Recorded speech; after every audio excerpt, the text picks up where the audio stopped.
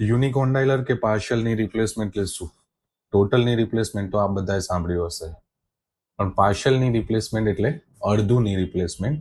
એટલે નોર્મલી ઘૂંટણના 3 ભાગોમાંનો એક ભાગનો સાંધો બદલવાનું ઓપરેશન. આ બધા કેસીસમાં નથી કરવામાં આવતું. નોર્મલી જ્યારે પેશન્ટની ઉંમર ઓછી હોય, જેમ કે 45 થી 55 વર્ષની ઉંમર છે, શરૂઆતના ઘસારો થોડો થોડો વધતો જઈ રહ્યો છે, કે ઘૂંટણના 3 ભાગમાંનો માત્ર એક ભાગ થોડો વધારે ઘસાઈ રહ્યો છે.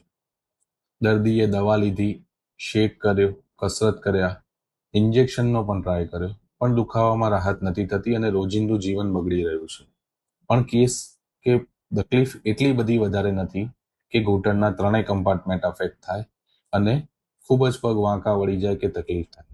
હા, પણ દવા શેક ને કસરત તો નથી થતું.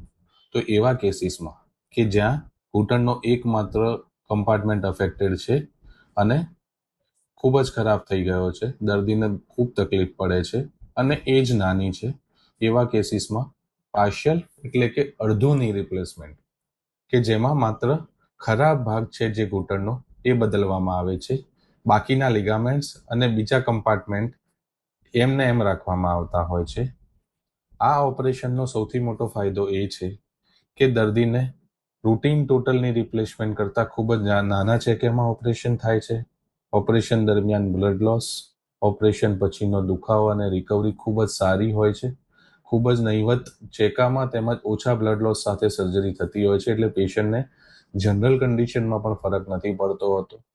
ઓપરેશન પછી પેશન્ટ બાકીની બધી વસ્તુઓ સચવાઈ જવાના કારણે નેચરલની જેમ વધારે ફીલ કરતું હોય છે અને પોતાના રોજિંદા જીવનમાં ખૂબ જ ઝડપી પાછું ફરે છે. હા, પણ એના સ્પેશિયલ ઇન્ડિકેશન્સ છે જે તમને તમારા ડૉક્ટર 100% સલાહ આપી શકે.